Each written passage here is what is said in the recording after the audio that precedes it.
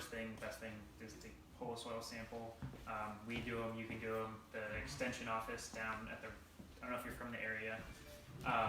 There's the browser building down by the jail, and you can pull soil samples there, or they'll give you soil sample boxes and you can send them in.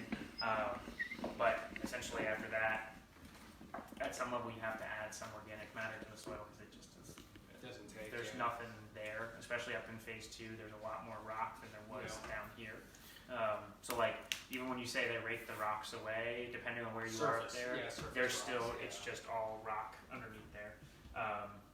Like we have a couple clients up there that just have to water like during the summer months. Like their yards are absolutely gorgeous right now, and we've composted them a couple times, but it takes some time to add enough organic matter to where the water will actually stay. Because eventually, so imagine you have like a gravel pit essentially that they have excavated all around the house, and that water just percolates straight through it. So now that your sod is down, the challenge is getting enough organic matter in there to hold any kind of water. And I hate to be a Debbie Downer, but honestly, you probably won't be able to provide enough water this summer if it gets hot and it's dry. I mean, thankfully, last year we were blessed, but you know, even then, during like July and August when we didn't have rain for like 2 or 3 weeks and it got hot for a little while, the logs just. So step one then is to get the soil sample so they can test it. So I shouldn't even like bother watering it because I mean it could just be wasted, right? Yeah, I mean it depends. I mean you can water it and have success, but if you're and I shouldn't make such a broad statement like that because you can. I mean you may not have as much rock as that particular person does, right? So. But the large majority of the houses up there are essentially like looking at it when they started building it. I was surprised they didn't have to like blast rock out of there to get. Oh there's a lot. Yeah. So you know, I don't know that I would say I don't know if I would immediately discount watering. But if you start watering and it becomes like I literally am watering for 15 minutes in the morning and by 4 o'clock at night there's no water left. You need to get some organic matter into the soil. And get the pH right, and then you know it's going to take a couple years to get it right. Yeah, and it's pretty frustrating because right behind us, they just built Bluebird Park, and they imported all this great topsoil and all that. And the sod, I mean, it's just a different quality of sod. Yeah. And I'm like, oh man, I wish they would have done that with our yard. But I mean, there's always the ability. Yeah, supposed to. Yeah. We can get started. I'm Facebook Live in this. I'm going to record it. Holler at me if you need a copy. I think I can figure that out. I'm going to try and take questions as well. So yeah, if you want to kind of stand there, people can sit. Feel free to take that couch. We can bring the other couch around. You can grab the chairs at the counter here. I've got another chair in the other room. So if you guys want to sit at the counter as well, that's fine. If you don't want to be on camera, you got to sign up. No, if you won't. Yeah, because it was for meeting. I feel like we're tilted just a little bit. Oh, okay. So it wasn't good for Jeremy, it wasn't good for us. But they finally fixed it. Oop. Why are we? And I saw on the neighbors group that a co-op will test it for you. Yeah, they're over off Jeff Davis Highway, right? Okay, so out for the camera and for everybody here, I'm Jeremy Kulebeck. If you got questions, post on Facebook. We'll try and answer them there. We've got Ben from Sorensen Outdoor. He's been doing my yard for 2 years. Got a bunch of neighbors sitting here as well. As a kind of a preemptive thing, I will try and follow up with everybody regarding what Fred from Newland said that's supposed to be done to our yards. Is really a county requirement that there's supposed to be some sort of topsoil or pH correction done before sod's laid down. But it sounds like somebody got caught with their hand in the cookie jar, so they're now not providing as much information because they're part of the problem. So I'll try and expand on that.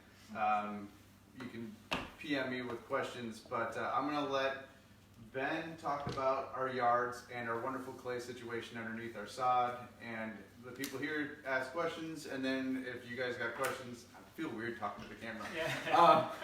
Post them because I'm watching on Aaron's computer, and I'll take all the questions I can from Aaron's computer and ask Ben as well. So it's a Q&A, kind of if you want to DIY it.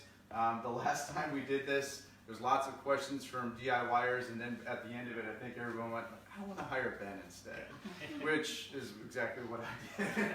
So, all right, Ben, it's all you. All right, so like I said, we can do this however, I'm happy to stand up here and, I put together these little packets and I can give you the file too after this, Jeremy, if you want to post it online for people who want more info about what I'm talking about. So don't feel you interrupt me during any of this. If you want to take us a different direction, we can. This is just easy, basic, fundamental stuff. Even if you're just going to take care of your own lawn, valuable stuff to know when you're looking at fertilizer. Why do I aerate? What's the point of top dressing? How do I, water my lawn? At what point am I doing this right? So like I said, ask away. You can interrupt me, change the direction anytime, whatever. So, does everybody have looks like everybody here's got a packet. So what does it take to create a great lawn? You need light source, obviously. We don't really struggle with that in this neighborhood. Everything is pretty much wide open. Water, air, nutrients. So nutrients can either come from your fertilizers or compost or top dressing. There are a broad spectrum of nutrients that you can provide. Most people are familiar with just a regular fertilizer. I think we were talking about, I don't know if it was on here before Jeremy got this going or not, soil and microbes and all that stuff. Compost can provide a really good nutrient source too. That should still be supplemented with some fertilizer. And I'll talk about fertilizers a little bit more too. And then we're obviously talking about soil, and that's the big discussion of the neighborhood. So what needs to happen, and Jeremy just touched on it, you gotta get your pH higher than what it is. There's a sulfite deposit that runs all the way down Mine Road right here. So you can see when they're excavating some of this stuff, they expose some aggregate. Sulfur makes things more acidic. So I've seen soil samples in here all the way down to like 3.8. So and the way that pH works is every time, so it's so like if you go from a 7 to a 6, that's 10 times more acidic. From a 6 to a 5, that's 100 times more acidic than your 7. So when you start getting down to like 4, so to say that you drop from 7 to 6, so that's 10 times. 5 would be 100 times. 4 would be 1,000 times more acidic than your 7, which is neutral.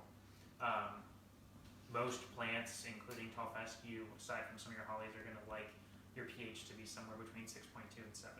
So when you pull a soil sample out and it's at 5 or 4.4, you've got a lot of work to do. So like I pulled one, I guess last week or 2 weeks ago, it came back 4.6 out of the new section. So there's a whole other spectrum, and this may dive a little deeper than we probably should, but there are things that inhibit you from changing your pH as quickly as you ultimately would like. So we talk about like CDC, which is your cation exchange capacity. So the more sandy it is, the easier it is going to be to change. The more clayey it is, the harder or the longer it's going to take to do it. And those vary from down here in the old section to up in the new section. Without getting too deep into this right now, I would say let's pull soil samples for anybody that's interested. If you need help looking at your soil samples, let me know. But most soil samples are going to give you a recommendation. So like the one that I pulled 2 weeks ago or so was like 240 pounds of lime per 1,000 square feet. You can do it more than that if you're incorporating, or more than 50 pounds per 1,000 at a time if you're truly incorporating it into the soil.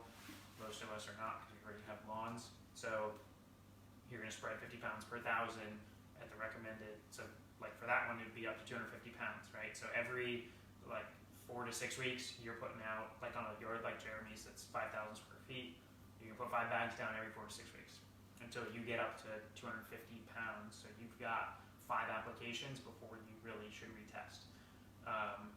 The thing with lime is it takes a while to break down too. So it's not going to be, you may do 250 pounds, right? and you retest at the end of that, you still may not be to where you need it to be. So it's, once you get it to where you want it, you still have to maintain it as well. I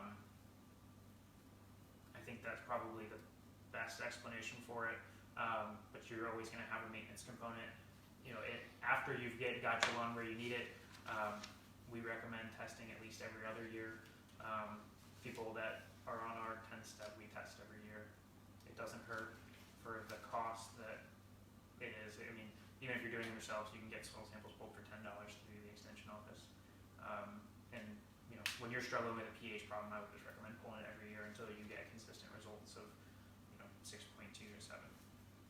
So, anybody have any questions on that before we move on? Good. So, what should you do in the spring? We get asked a lot of times if we can seed in the spring. You can seed in the spring. It just is much harder to establish seed in the spring because the temperatures rise so quickly. So essentially you want to get to a multi-tiller stage. So you got, when a seed germinates, you've got the one little blade that comes up. Before it really takes some serious root, you need to get to 3 or 4, so it'll split off into 3 or 4 branches. If you can get there, I mean obviously we're too late now, so if you're watching this and you think about seeding, don't do it, just wait till the fall. But for future reference, if you absolutely have to seed, a lot of times what we do called Dormant Seating.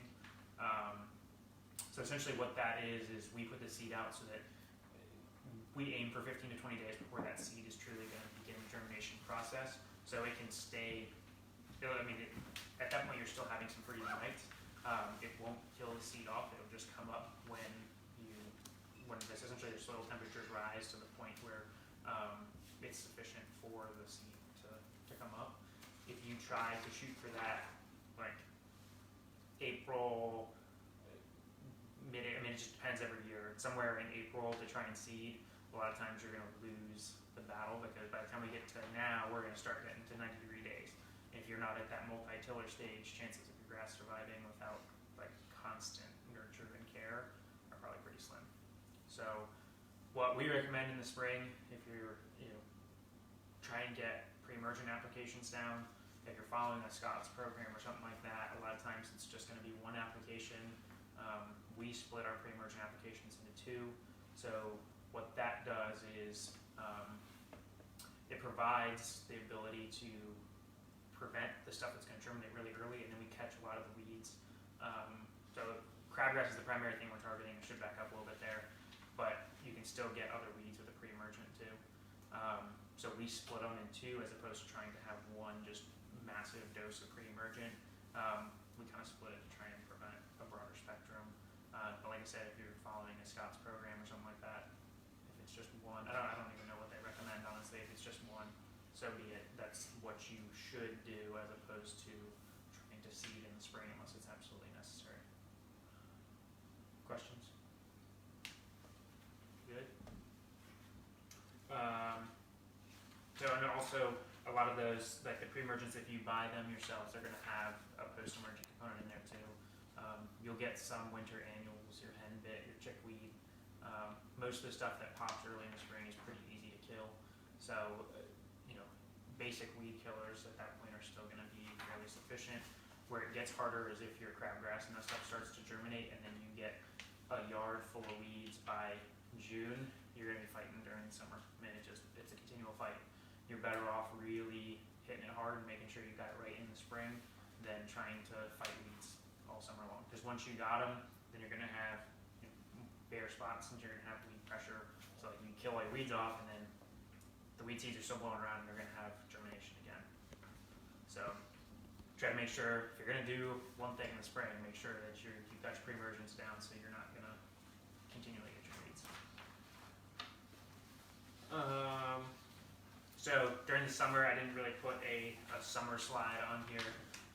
There's not really much that you do other than basic weed control. That's what we do. I mean, you can put down real light fertilizer that has weed control with it. But then, essentially you're just maintaining the lawn the best that you can, keep it watered. until fall, and then that's when we really start the growth and remediation process again. So, what we do in the fall, aeration, high quality seed, and then we top dress almost all of our lawns. High quality seed, you get what you pay for. If you're buying your seed yourself, look at tags and make sure that you either get a certified, number one, get a certified seed. So seed blends should have a weed analysis on it that should tell you. You want to avoid any other crop matter. You don't want to buy a contractor's blend. You're going to have like a hayfield essentially. And then beyond that, you want to look at the testing date. So the newer the seed, the better. What you don't want to do is go to Home Depot and end up with seed that's been sitting in a stock room from the last year. They do have a shelf life. You don't, typically you can, like all the seed that we're going to use for this fall is already packaged, but you don't want to pull something from 2017 that was supposed to get used in 2018 that's now, you're buying it in the fall of 2019. Not to say that it won't germinate. We threw out some old seed that we had sitting in our building at my parents' house this year, and it'll, for the vast majority of it, it's up beautifully, but we put it down at like 15 pounds per 1,000 square feet. So if you're buying it and you're going to spend the money, make sure, check your date and check your weed analysis on it. And you pay for what you get for it. Keep that in mind too. So if you're buying a $30 bag of grass seed, it's probably not very good grass seed. If you have a couple neighbors that you can go in with, especially in here, to buy a $100 bag of 50, grass seed is expensive. We pay for a 50-pound bag, we pay over $70. Like that's our cost, unmarked up, we're over $70 for a bag of fescue. So if you're buying it at Home Depot, that 50-pound bag is gonna be over $100. It's gonna be 115 bucks. But that same bag of grass seed will do, so if you figure depends on what you're doing. If you're overseeding, 5 to 10 pounds per 1,000 square feet. So, you and a neighbor split that cost for 50 bucks, you get your quality seed. But I definitely stress that, because you can get cheaper seeds, but it's worth every penny to get what you pay for. Do we have any questions from anybody online yet? There was a question about the lime. They understand putting the lime down on the grass, but is that something you would suggest putting in a flower bed? Depends. Yes. If your pH is, let's say, below 5.8, probably so. Your hollies and some hydrangea and stuff like a more acidic soil. But I would, like I said, if you're pulling a 4 point something or a low 5 out, yeah, I would definitely amend your soils and then also add some organic matter to that. That's the big thing too.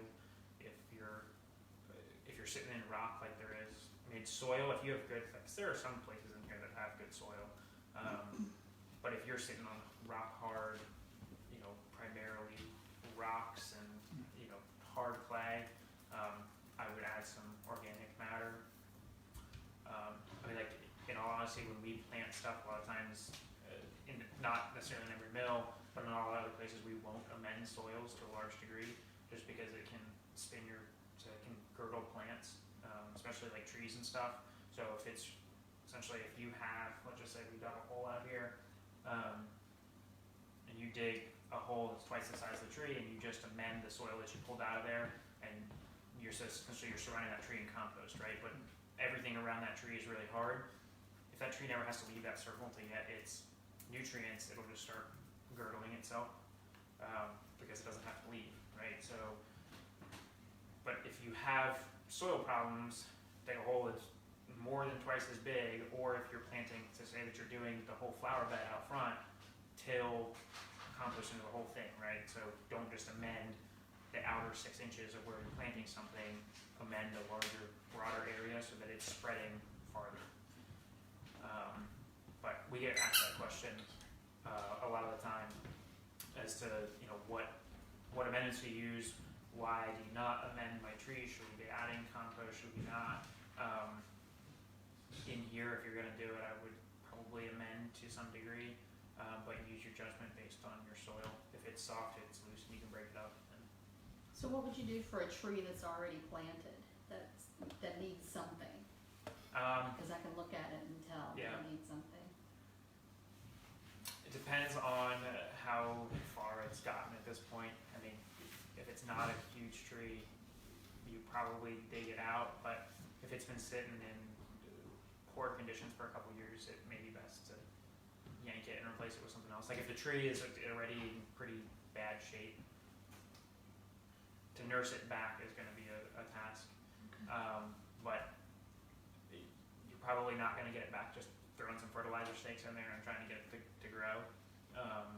But that's like the same thing with the grass, right? You can get something to grow in here. I mean, you can get grass to grow on concrete if you want to. Same with a tree if you give it all the nutrients and the water that it needs. But at the same time, long-term sustainability of that tree really needs some organic matter. Yep. Among new homes, you move in and you have sod that's laid for you, and then over the course of the next 2 or 3 months, when the grass being dry or not maintained, it's easy to see the gaps between the lines of sod. Are there best practices towards improving upon those? Overseeding in the fall, top dressing. Overseeding. Yeah, top dressing and overseeding. Is that specific to those areas, or just the lines? No, we just do the whole Okay. lawn.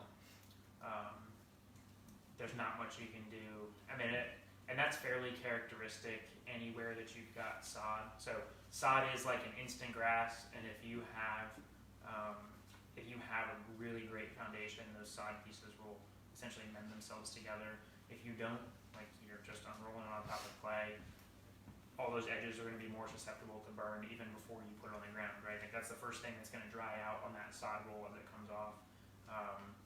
So, there's still a continual maintenance process, even if you do have sod that's installed, to really fill in those gaps. And it's not uncommon, even in areas that you have like decent soil, right? Like if we sodded a yard somewhere else, a lot of times you're going to have some small gaps that open up in between those. But just overseed it. Okay. I mean, as long as your sod is truly rooted to the ground, aerate it, overseed it, and compost it, and you'll fill those gaps in. Thank you. Yep. So on the topic of aeration, why is it important to do? The overarching thing too, other than your pH, is you want as much nutrient and water exchange to the roots of your fescue as you possibly can. So if it's the soil super compacted, the way to eliminate some of that compaction is to aerate. We aerate in 2 directions every time. The softer, I mean, you obviously don't want it to be mud when you do it, but the softer the ground is, the deeper plugs you can pull, the more air you're getting down to those roots. It allows the seeds to fall in those holes. I mean, that's not the main reason that we do it, but when you aerate and seed at the same time, it'll provide a nice little nesting spot for them. Like I said, you get improved water to your roots, nutrients, and then beyond everything else, the roots can dig deeper essentially because it's not so hard. That's the easiest way to explain it. And then once you get your roots down further, you've got enhanced heat and drought stress, improved resiliency, and then thatch breakdown. It's another question that we get frequently. Do I need to dethatch my yard here? No, you don't. Can you emphasize that? Last year, all my neighbors went and dethatched like crazy, and I was like, no, don't. Yeah. So you will get a thatch layer, especially in here, if you don't have any microbes that are essentially eating your thatch. So thatch is just when you cut your grass, the clippings that fall down in between, it's a natural process of the plant, and you'll even get a little bit of thatch from the crowns and just pieces of the plant dying off.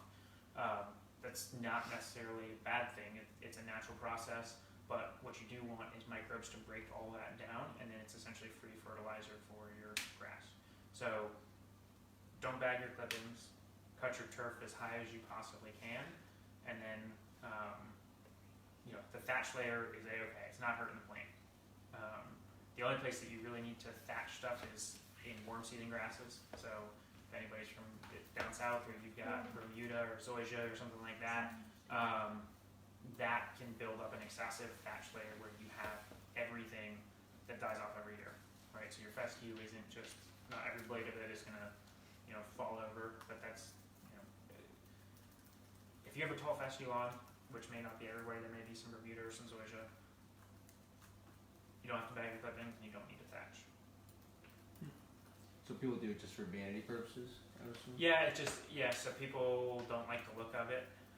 And you can build up an excessive thatch layer if there's nothing breaking it down. So like if you have really unhealthy soil conditions and you're just fertilizing the hell out of your plant all the time, so you've got this top growth that's coming up and you're cutting it off, and then soon enough you end up with a thatch layer that's half an inch thick, which even then probably isn't the worst thing in the world, but you'll notice it that it's excessive and you've got grass clippings essentially kind of laying down all over the place. But the more important thing is to add some compost or something that introduces some microbes into the soil that really breaks that down. Does that depend on the time of year, or all year long you don't need to? All year long. The grass. Nope. Yeah, you can leave your grass clippings. It's free fertilizer. Do you want questions? Sure. All right. Esther online is asking us, have we touched on weeds yet? I don't think so. I know if I'm running to check on my dog. Yeah. All right, so we haven't gotten to weeds yet.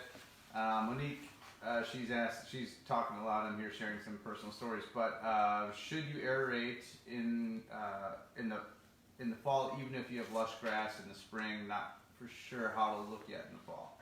So should you aerate in the fall, even if your spring grass looks great? I don't want to say aeration is always necessary, but it's also you're not gonna hurt your turf. In here, I would say pretty confidently that you're never gonna hurt anything. The only circumstances where you run into aeration being not beneficial is in like heavily shaded environments. So if you don't have super vigorous growth, so like there are different types of fescue. So if you get into a fine fescue or something like that, that's not going to really grow out of an aeration. You can create more mud than essentially what can grow out, and then you can run into problems. You shouldn't have any of that problem in here, like we were talking about earlier. There's plenty of sunlight for tall fescue just about everywhere in here. If you have something other than tall fescue, which is highly, highly unlikely, let's just leave it there. Okay. I would recommend aerating at a minimum once a year as a maintenance activity. Okay. Is that all of them? Yep, so far. Okay. So we talked about a lot of these benefits of top dressing. It's a natural fertilizer, so you could probably get away if you top dress 2 or 3 times a year. You can probably get away with once your soil's right, you probably get away with having that as your fertilizer. It just at a certain point you'll switch over to having your lawn in such a thick, lush environment that it will really provide a lot. But at the same time, obviously top dressing with compost is the most costly fertilizer application that you're going to do. But it's still highly beneficial in adding all those microbes like we talked about, reducing your compaction, reducing your irrigation needs. Because ultimately the main goal that we want is the thickest, lushest fescue lawn that we possibly can to block out weeds, disease, all those, all the things that you think of negative inputs into your lawn. Compost will help essentially expel those needs from like a weed control or whatever else. I think we talked about the majority of this stuff for top dressing. Does anybody have any questions on top dressing? Good.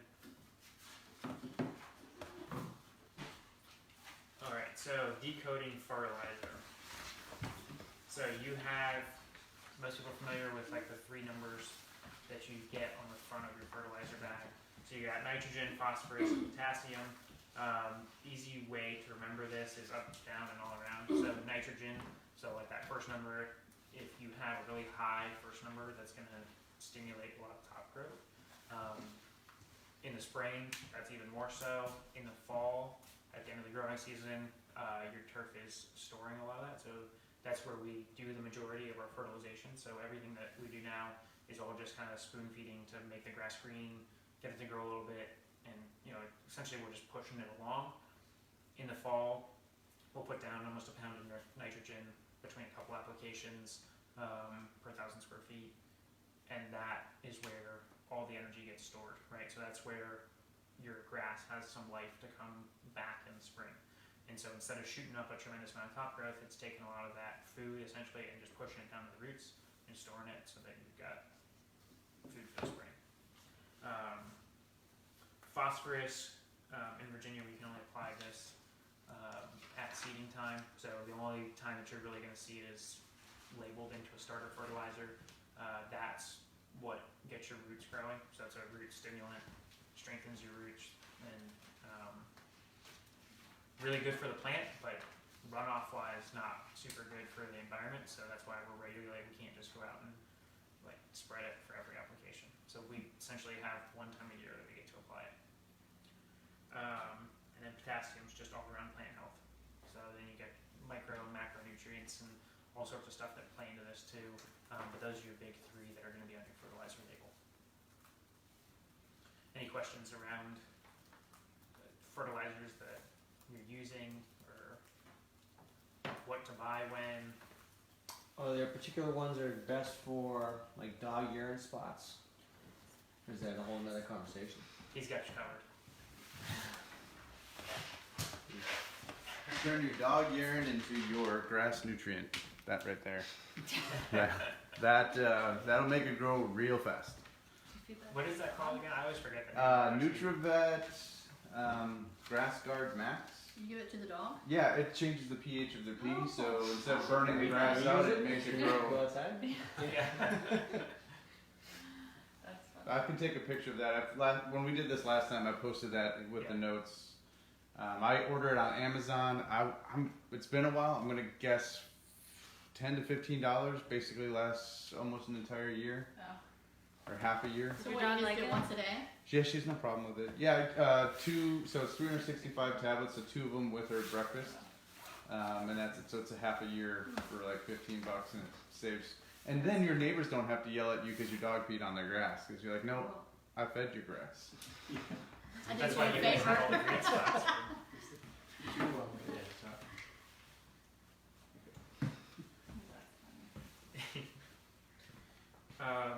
When we want to fertilize, we just touched on that. Your heavy fertilization takes place in the fall. What you do in the spring, I mean, most of the like Scott's programs and stuff, as far as I know, have a pretty decent fertilizer dosage in the spring, but that's gonna, like you talked about, that's essentially just gonna get the grass going, boosts its initial takeoff, makes it really green and dark, and what all of you guys pay for or want. Yeah. So what do you mean by heavy?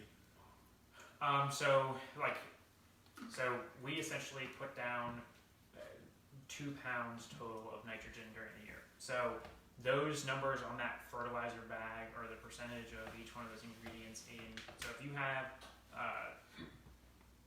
20 whatever, so it's 20% nitrogen in that first number.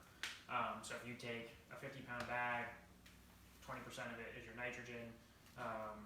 That's your total pounds of nitrogen, depending on what rate you spread it at. Our goal is to put down 2 pounds of nitrogen per 1,000 square feet for the entire year. So we're going to do half of that in 2 applications in the fall. The rest of it, and we're doing a minimum of 7 applications a year. So real small amounts, just to keep things kind of chugging along. But then your real, like your heavy fertilization would be like half pound and half pound in the fall, or I don't know what the Scott's program looks like again, but it may be 1 pound in the fall, right? Like you may be putting that whole 1 pound down in 1 application. But I would say anywhere between, in the spring, you'd be doing an eighth to a third of a pound of nitrogen would be like your absolute max.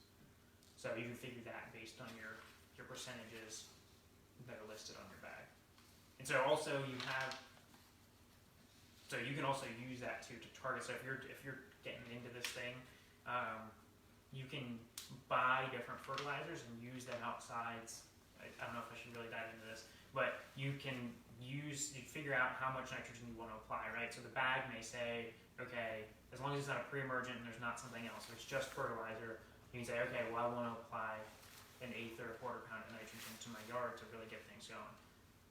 You can use a 30-0 whatever and only apply it at a rate that would give you 15 whatever. Does that make sense?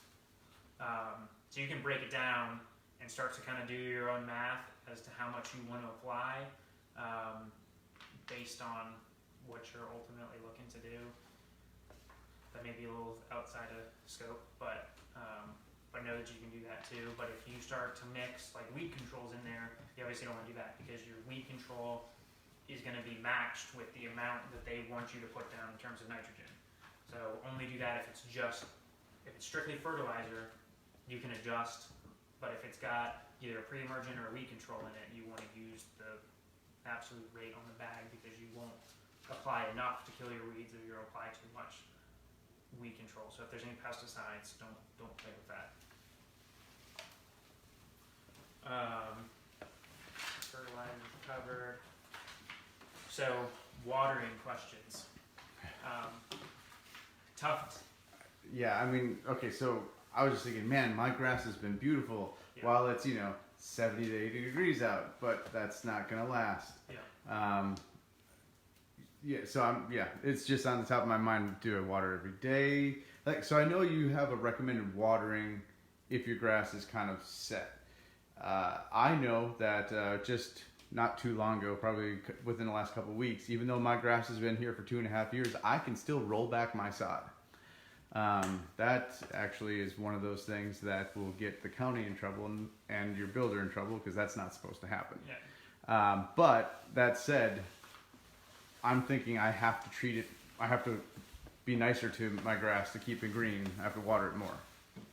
Which, that's why we typically don't give out recommended water. So essentially if you're walking on your grass and you're leaving footprints across your grass, right? Like you walk on it, it lays down and it doesn't stand back up. Like we were looking at the little spot in the front yard where it's all laid over, right? Like that's a result of water. But if you're stepping on it and it's laying over and it's not crunchy, but it's not vigor popping back up, it needs more water. If you're stepping on it and you've got water squeezing through your toes, let's say an hour or two after you water, you're over watering. So the rule across the board is moist but not soggy. I mean, that's your ornamental plants, that's your turf. You don't want stuff sitting in water because you can definitely overwater and you can establish some root rot pretty quick.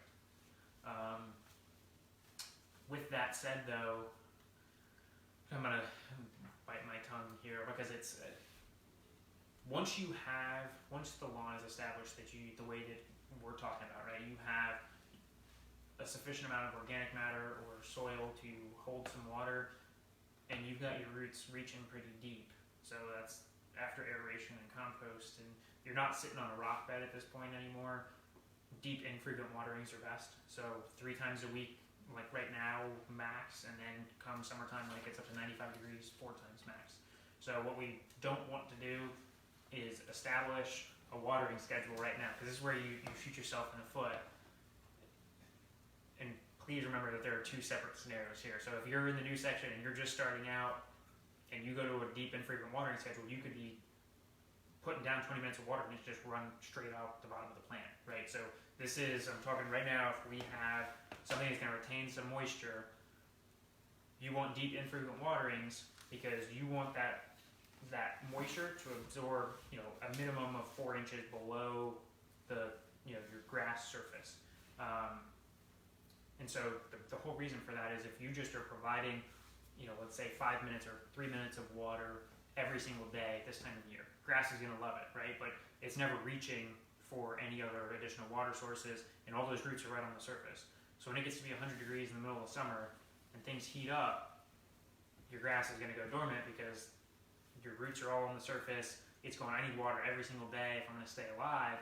But if your roots have dropped down in, you're going to be in a much better spot. Your grass isn't going to go dormant as quickly. You're not going to be as susceptible to disease because your roots are that much deeper than what they would be if you watered every day. And so this is actually the perfect time to give this talk, because if you're watering every day and you think that your soil conditions are right to move to every 3 days, do it. You may not ultimately save as much money because you're watering for a longer period of time on the 3 days than you would be on an everyday schedule, so probably about the same cost. But from a turf health perspective, the deeper we can get those roots and the longer they are on the ground, the better off you're going to be midsummer. The challenge is with that, judging where you are in the mix, right? Are you just needlessly watering for 20 minutes and it's all just percolating down and away into the soil, or are you actually getting retention that is beneficial for your roots to grow deeper and stronger? And that's the struggle in here.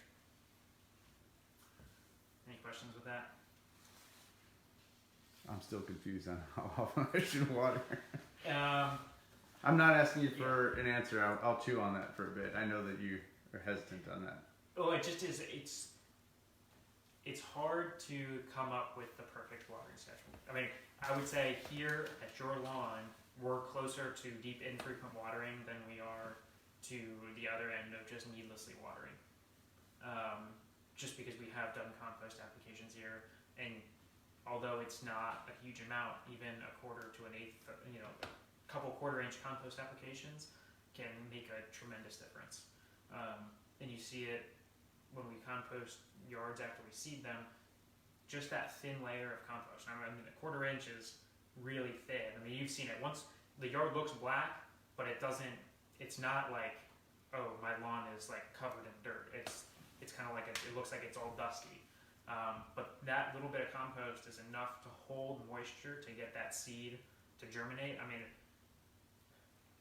I don't know what the percentage is, but I would guess that you get a minimum of 50% more germination when we compost a yard versus when we're just slit seeding it and fertilizing it. I mean, there's that much of a difference in the quantity of seed that germinates. Question, how can you tell how deep your roots are? Do you want to dig up a sample, or is it just like a gut thing based off of your watering schedule? So typically, as a general rule of thumb, however tall your grass blade is, and that's why we encourage people to cut their grass as high as your lawnmower will go, is how deep your root's going to be. Obviously, there may be some impending factors. If your grass is really, or if your ground is really hard, you're not going to be able to do that. The root isn't going to be able to grow 4 inches down. So if you're, as a general rule of thumb though, if you're cutting your grass at 4 inches and it looks pretty healthy, and you're cutting, you're not cutting your grass at 4 inches and you're only cutting like an eighth of the lawn, in general, you're going to have a 4-inch root system. Now, if you cut your grass down to 1.5 or 2 inches, you're going to have a 1.5 or 2-inch root, and your grass is all going to go come, summertime when it heats up. Cool. I mean, that's all I've really got. Last thing, I got a couple notes about soil conditions, but we really kind of covered a lot of that earlier. So, questions? I do have a personal question. So our grass can grow pretty long, which is nice. At least to me, I'm gathering that's healthy. This last week though, I saw it from where I cut it. It almost started to sprout, and my neighbors across the street started to do the same thing. So, just out of curiosity, what would cause it to say, "Hey, I'm going to sprout now at this low level"? Seed or? Yeah, it looks. Instead of being just a blade of grass, it now has all the fuzzy things off the top. I don't know the right way to describe it. It looks like it's sprouting and going to seed, yeah. Other than just like vigorous growth and the ability to go to seed this time of year, I wouldn't necessarily be concerned about it. You obviously don't, so another thing, you only want to cut a third of the blade length off of your turf if you can manage it at any given time. That's hard to do this time of year, so you will see some of that. Most of the time your seed or your grass shouldn't go to seed if you're do it. I mean, balance is here, but for the most part, your seed shouldn't go to, or your grass shouldn't go to seed if you're cutting it for the blade length off.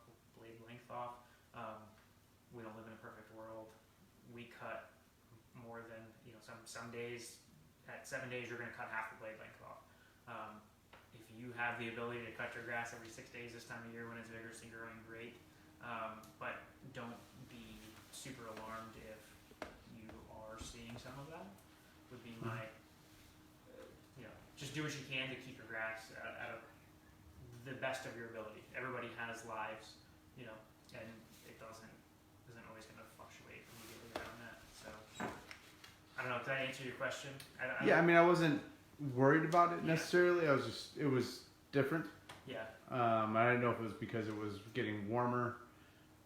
So it could have been my fault that we, the weatherman being so accurate as he is told us we were getting a crap ton of rain. So I thought, well, I'm going to cut a little lower than I normally do. Yeah. So instead of being at the highest setting, I was at one down. Yeah. Or I may have been one more down than that. And then we did get rain, and I'm like, oh crap! Now I started watering, and then I'm like, okay, so I think I may have caused it. Yeah. But I'm not worried about it. Okay.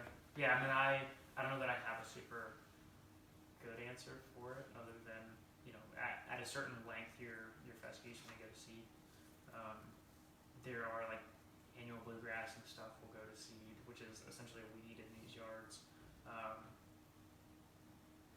It'll go to seed really low, so like but it hates the heat too. So it's a cool season grass. So if you've got it now, it's real bright green, like we were talking about. There's and it grows low, but it'll go to seed at like 3.5 inches, right? But come summertime, it's gonna all die off and it'll come back in the fall again. It just likes the cool temperatures. But fescue typically won't go until 6 inches at a minimum. Okay. So how often do you want to try to cut your grass? This time of year, probably weekly. 10 days, 12 days max. Depends on your fertilizer inputs. If you're fertilizing it really well, like our lawns with those spoon feedings, you're gonna be cutting every week, every 10 days. But if you're only providing like little bits of fertilizer, you're probably okay. 2 weeks is probably pushing it. 10 days is probably best. 7 days, this time when you've got water and stuff, you're not putting a huge amount of stress on the lawn. In the summertime when it's hot and it's dry, the longer you can wait in between cuts, the better, just because every time you cut the grass, it's an additional stress component, right? But right now, if you can limit it from growing, because right now the challenge is preventing it from growing to 8 to 10 inches before you cut it. So if you can cut 1.5 inches off every time right now, we're doing good. In the summertime when it's growing less, you don't want to just like go out there and chop 1/8 or 1/2 inch off just for the hell of it. You let it grow to 1.5 inches. If that takes 3 weeks to do, great. Just because you'll provide a lot longer, less stressful environment when it's hot and there's not a lot of rain. All right, so I got an online question from Monique again. She's asking a lot of questions. This is a great one. So, is it an old wives' tale that says you should not water your grass when it's hot and sunny out? Yes. So water as. So it is an old wives' tale, or you? Well, there's truth to that.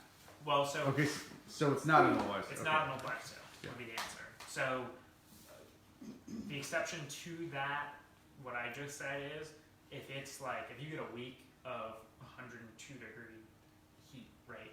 You always want to water your grass as early as you possibly can in the morning. So if you have a sprinkler system, set it for 4 to 7 a.m. somewhere in that time range, just because you get the water down. There's not a lot of evaporation at that point, but at the same time, you're not going to have grass that's sitting wet first. Like if you water at night, then the water sits on the blade. You open yourself up to a lot more fungal disease and all that stuff. So at some level, you want the grass blade to dry out. You don't want it to sit with like a lot of dew on it. But that's why we water really early in the morning. The reason you don't want to do it during the middle of the day, as a general rule of thumb, is you just lose so much of it. If you're watering at 3 o'clock or 2 o'clock as your primary watering, half your water is going to go, when you're out, just because it's hot and it's evaporating. Now if it's 102 degrees and you did your morning watering, that grass is gonna sit out there and it's gonna bake. I mean, it's just under the heat of the sun. So, I mean, if you go to like a golf course or something like that, they do afternoon waterings, and that's just to cool the leaf blade down. You're not trying to provide, that root depth of moisture. All you're trying to do is cool the plant down so that it doesn't, essentially your roots aren't baking. But you're not providing necessarily any like feeding water. Like the plant's not just gonna like suck it up, but it does keep it cool and it keeps it from just burning up. General answer. So there is one time period, but it would be a very small window during the summer if it's really, really hot. And like if you're seeing yourself watering and then by the time you get home from work, it's like leaning over, you could flick it on for 2 minutes per zone or whatever, cool everything down, and you're not gonna, it will help, it won't hurt it. Having just put a fence and a patio, there's lots of leftover clay from the excavation. How say damaging is that? Do you have any recommendations for how to clear without ruining the lawn that's say being suffocated by it? Yeah, probably wait till fall to do much unless it's a big enough area that you're gonna like regrade that area and sod it. But even this time of the year, looking at sodding tall fescue, you're starting to pushing the limits, but it takes work, right? Like you gotta expect to water that sod every day. Otherwise, I would just take and kind of rake out the clumps and break them up the best that you can for right now, and then seed everything back in the fall. Just because there's not a whole lot you can do seed-wise at this point to be successful to kind of cover all your edges that have that overdig left on them. Okay, thank you. Yep.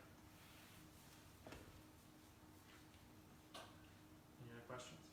I don't have any online questions. That's all I've got.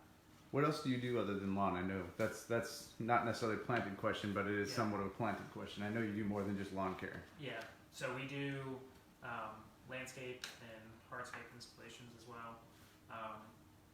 We do still cut grass in Embrey Mill, but Embrey Mill is about the only place that we still cut grass. So, but yeah, I have a crew of masons that run around full time, and then I have a crew of landscape guys, lawn care tech, and we also have some guys. Well, we have 3 guys that mow, but they kind of jump into other stuff too. So, but Embrey Mill's the only place that we still do it. So, but that's what we do. If somebody were to ask you for a fence builder recommendation, do you have one? We work with Fredericksburg Fences. I mean, they've always treated us really well. I've never sat down like chatted with any of those guys, but whenever we break fences or anything like that, unintentionally, they've always allowed us to like buy panels or individual individual rods. A lot of times they will like drive it out to it. Like they're genuinely good people from what I've dealt with. But I can't speak to everything on a whole. I think the folks at Dream Builders who've done a couple patios around here have recommended them as well. Yeah. I've actually had Joe from Fredericksburg Fence out here and Jimmy from All American Fence out here. Yeah. We apparently have a unique fence that is causing us some troubles, but with both the HOA and the builder. Yeah. No, I mean, we have customers that have used them, and they've always done me right. And the people that I've talked to, I haven't heard anything bad about them. So that's who we typically call if we need something done.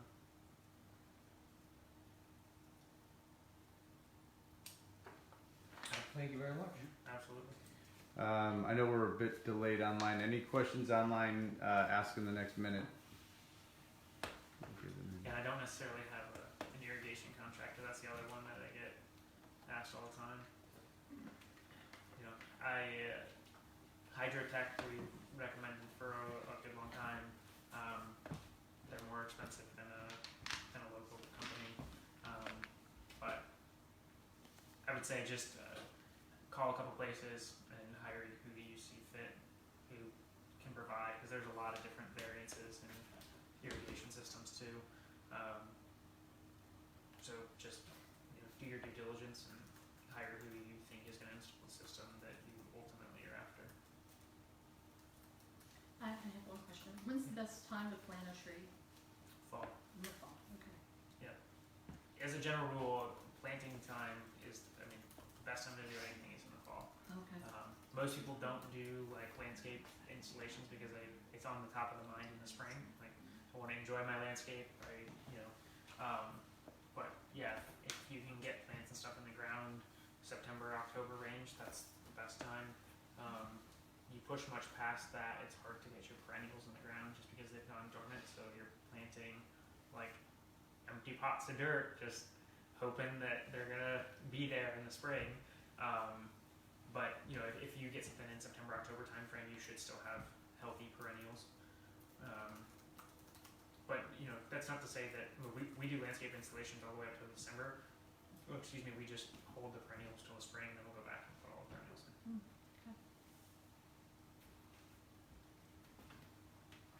All right, we haven't had any online questions. The last one was regarding the pet stuff, so I just typed that in for him. So I know with all the presentation has been given towards a DIY perspective. So if I just said, I don't want to deal with it, I want you guys to come out here and take a look around with me. So what can you say for your pricings for your 7-step application and then 10-step application?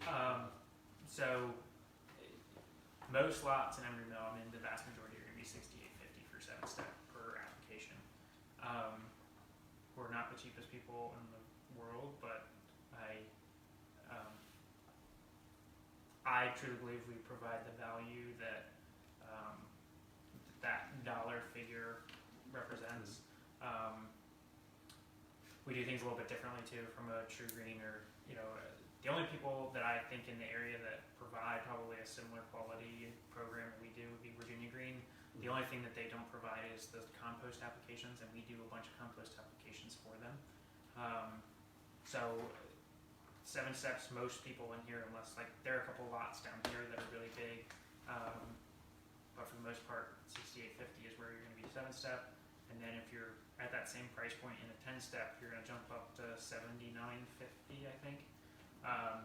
So what we do, the 3 fungicide applications that are slapped in the summertime, those are your 3 additional ones.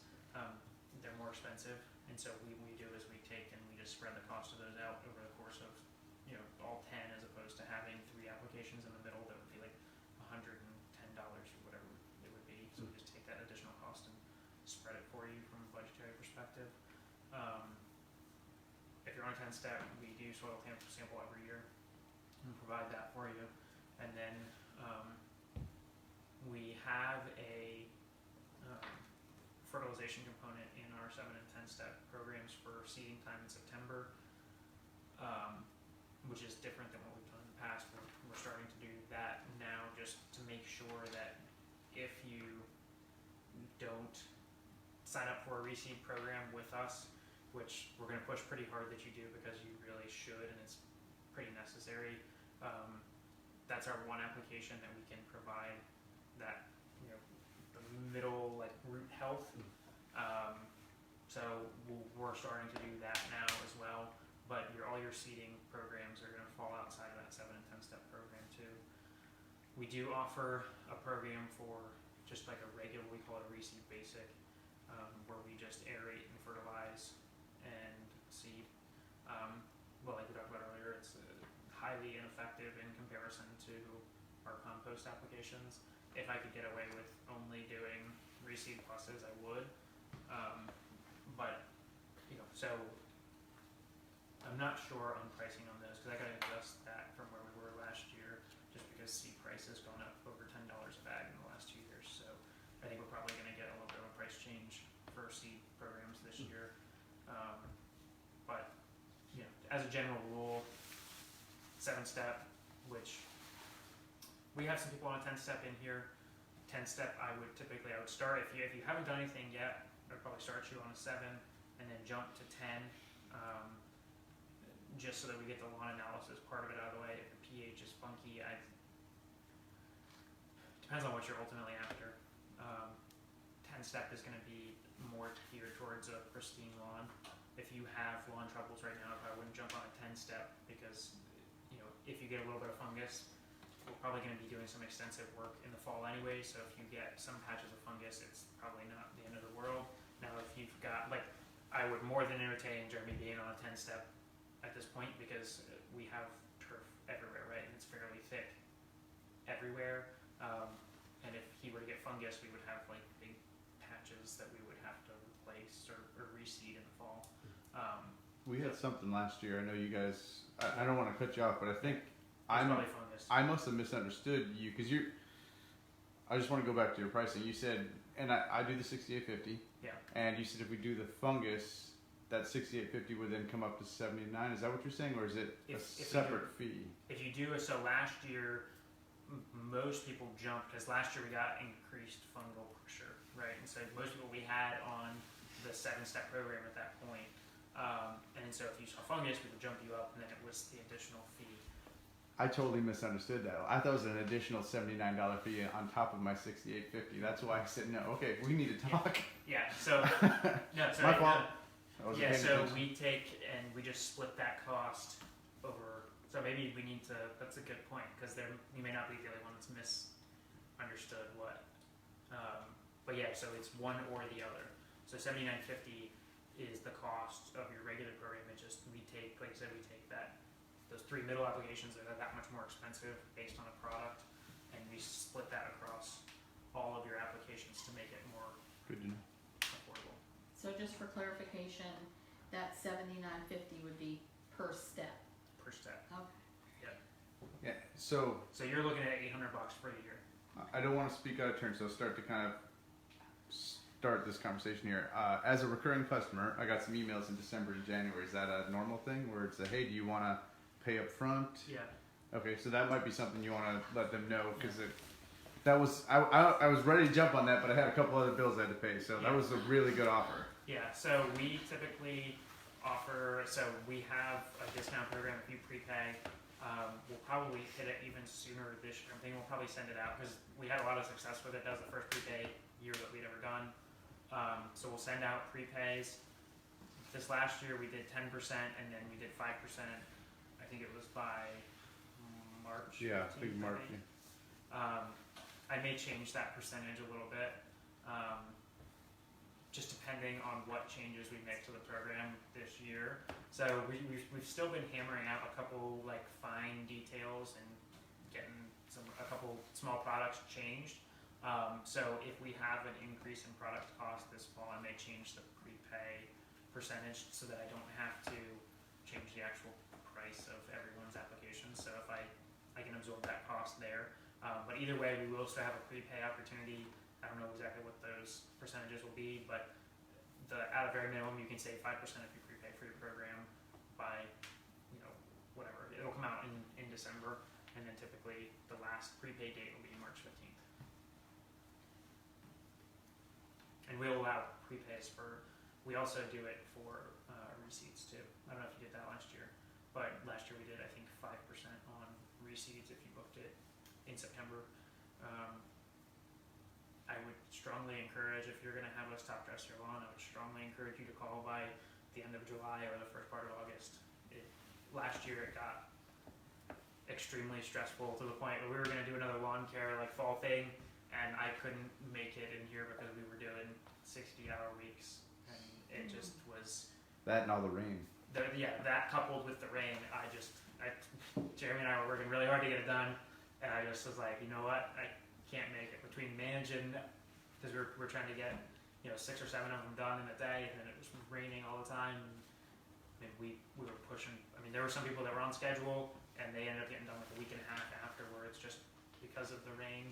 And then the vast we would set up like days, right? So we'd be in Embrey Mill for 4 days, but then once you were in here for the first day, 6 more people would try to book, and so now we have all these people that are trying to get fit into a limited time slot because you're only reseeding. Will start like the second week of September through the end of October, so you've got a month and a half. And not to put any pressure on you, but we got a month and a half, and that for the most part, our existing customers are going to really push that month and a half. So we obviously have more slots and we'll fill appropriately, but don't expect to call October 5th and try to get in a reasonable time period before October 30th. So one of the reasons that I connected with you guys early on is because you were actually a locally owned company. Can you speak to just how you started the business? Just a little background on Sorensen. Yep. So I started the business cutting grass, and so that has obviously changed dramatically from where we are today. And so family owned. My dad works in the company full time.